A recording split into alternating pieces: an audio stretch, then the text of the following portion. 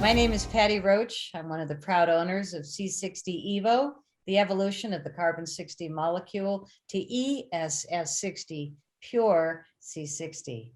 I'm very proud today to introduce my partners, Chris Burres. Hello. Who's well known on all the shows that we do, but our secret weapon hiding behind the veil is Robert Wong, who's going to explain the science that people have been asking questions about. With the rollout of all these shots in the arm, a lot of people are very concerned that there's graphene oxide.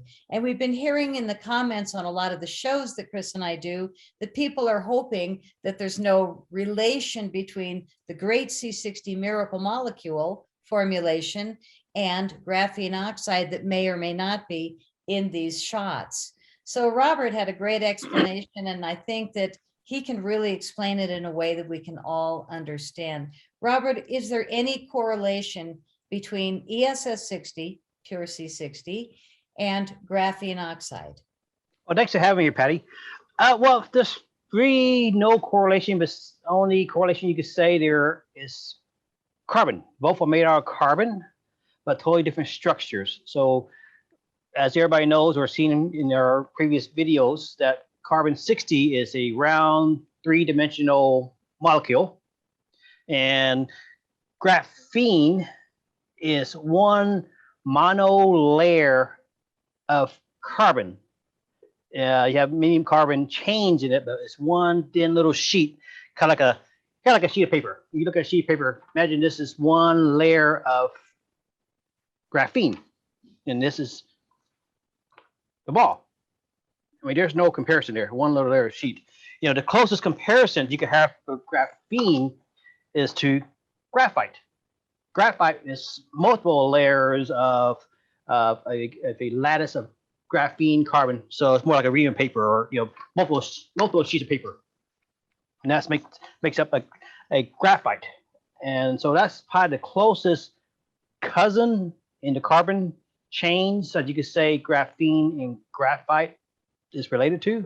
When you go back a little bit there, so maybe Chris had discussed in the past, there's 5 forms of carbon that's known to man: diamond, graphite, graphene, carbon fullerenes, and nanotubes. They're all made out of carbon. They all have different structures, and it's the only commonality they have is carbon.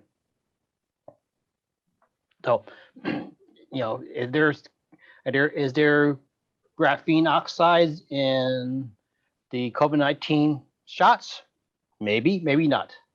But the question is, everybody's asking is carbon-60 in the shot? This carbon-60, people are afraid of carbon-60 because it's a nanomaterial. Well, both are nanomaterials, but it's 2 different form or structure of carbon, a ball and one sheet. So, now, why is one toxic and the other one isn't? Well, toxicity depends on how you look at it. I kind of use an analogy. If you look at graphene, it's one little thin sheet. So here's a thin sheet, a plastic bag. So I read some studies where they did some studies with blood cells, and graphene harmed the blood cells. Imagine you get a sheet of plastic bag and wrap it over a blood cell. Now you're choking it, you're wrapping it, you're covering it up. Versus a buckyball carbon-60, you can't cover up the blood cell. It's going to be on top of it, rolling around. So. And there's nothing toxic in carbon-60. No, we have done tests. We have done some toxicological tests, and we'll also continue with that our next phase of toxicological tests, and everything proves or points to being not harmful. The pure C60 in our olive oil. And so, the toxicological, there's not much toxicological data on graphene. We don't really follow that much because we're not in the research or the realm of graphenes. We had the opportunity about 10 years ago to manufacture graphene, but we made a conscious decision not to go that route because there's too many competition out there, too many variables in the graphene production.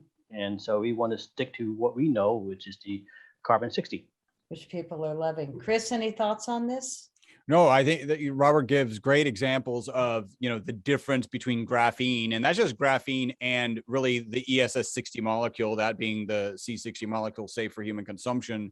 And didn't actually talk about the fact that there's oxides, there's oxygens and OHs on the surface of that sheet of paper, and there isn't any on the surface of the ESS60 molecule. So it's multiple components, but fundamentally, structurally, there is no similarity between an ESS60 molecule and graphene.